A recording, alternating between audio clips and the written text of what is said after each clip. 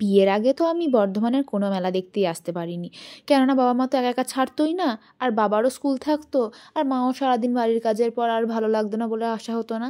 যদিও বা আসা হতো, হয়তো কাকিমা, মা, আমি, বুনি আসতাম, ওই জাস্ট গার্জেন গেটে কোনো কাজ মিটিয়ে একবার ঢো মেরে ফুচকা মোগলাই এসব খেয়ে ব্যাস বাড়ি চলে যেতাম।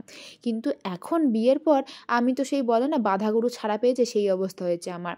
যেখানেই যা মেলা হয় মোটামুটি সব মেলায় আমি ঘুরে নিয়েছি। বিয়ের পর ফুল মেলা দেখেছি, মাঘ উৎসব দেখেছি, পৌর উৎসব দেখেছি, টাউন হলে একটা মেলা ছিল সেটাও দেখেছি, কী নাম আমি যেন ভুলে গেছি এখন।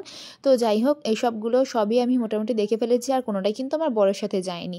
এগুলো আমি আমার ভাগনা বা আমার দিদিভাই বা আমার বয়সী একজন আমার ননদ আছে তার সাথে এরকম সবার সাথে গিয়ে দেখে এসেছি। আর এটা গেছিলাম আমরা পৌর উৎসবে। আমার ছোটো ভাগনা যে ছিল, যেহেতু ওর পরীক্ষা হয়ে গেছিলো, অ্যানুয়াল পরীক্ষা শেষ হয়ে যাওয়ার পর ও ঘুরতে এসেছিলো, তখন আমি ওকে নিয়ে গেছিলাম মেলা দেখাতে। ওর মামার তো সময় নেই, তাই ওকে নিয়ে আমি গেছিলাম মেলা ঘোরাতে। আর মেলাতে গিয়ে যেন এত মেয়েদের জিনিস দেখে ও বিরক্ত হয়ে গেছে, বলছে মাইমা কোনো ছেলেদের জিনিসই তো নেই। আমি বলছি কী আর করা যাবে বলো। আর ও না আমাকে প্রথমেই বলে দিয়েছিল যে মাইমা আমি কিন্তু দুটো জিনিস নেবো মেলা থেকে। আমি বলেছিলাম কী বললে, সেটা তো এখন জানি না, আমি মেলাতে গিয়ে দেখবো তারপর তোমাকে বলবো। আমি বললাম ঠিক আছে।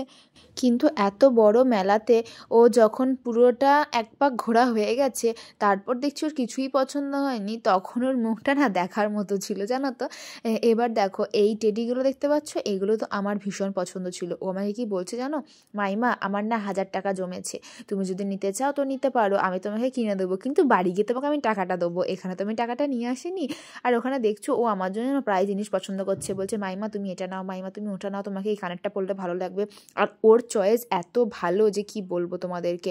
ও আমার জন্য একটা হার পছন্দ করে দিয়েছে, হারটা খুব সুন্দর হয়েছে জানো। মেলাতে জিনিসের কেমন দাম হয় সেটা তো তোমরা সবাই জানো, সেটা আমাকে আর কিছু বলতে হবে না। কিন্তু এই যে জিনিসগুলো না, এগুলো বেশ নতুনত্ব ছিল, আমার খুব পছন্দ হয়েছিল, কিন্তু সেদিনকে আমি অত বেশি টাকা নিয়ে যাইনি বলে এগুলো আর কিনতে পারিনি। এগুলো তোমার ওই 430, 330 এরকম করে দাম ছিল, কিন্তু এত সফট ছিল আর এত অরিজিনাল ছিল যে কি বলবো। আর তারপরেই আমার ভাগনার ইচ্ছা হয়েছিল পাপড়ি চাট খাবে, মানে ওর সবথেকে ফেভারিট জিনিস হচ্ছে পাপড়ি চাট, তাই ওকে আমি পাপড়ি চাট খাওয়াতে নিয়ে চলে গেলাম। আর এই দেখো এখন আমরা দুজন মিলে ওয়েট করছি পাপড়ি চাটের জন্য। আর আমার ভাগনা দেখেছো কত কিউট না। আর ও জানো আমরা একটা প্লেট নিয়ে দুজন মিলে খেয়েছি, আর ও যেই শুনেছে এই প্লেটটার দাম 50 টাকা, আমাকে বলছে মাইমা আমাদের ওখানে জানো 30 টাকায় পাওয়া যায়, এখানে এত বেশি দাম, আর কিনতে হবে না। বুঝতে পারছো কতটা সংসারী হবে। আর ও না সব কিছু জিনিস টেস্টও ভালো করতে পারে, তাই ওকে আমি ফার্স্টে টেস্ট করতে দিয়েছিলাম। ও খেয়ে রিভিউটা দেওয়ার পর আমি খেয়েছিলাম।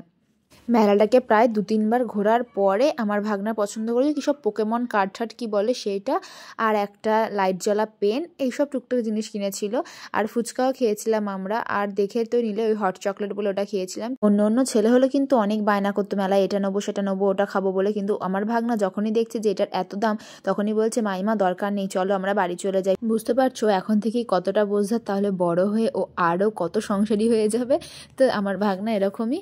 আর আজকে আমি তোমাদের টাটা বলবো না, এই দেখো আমার ভাগনা তোমাদের টাটা বলে দিলে। তো চলো দেখা হচ্ছে আবার নেক্সট মিনি ব্লগে।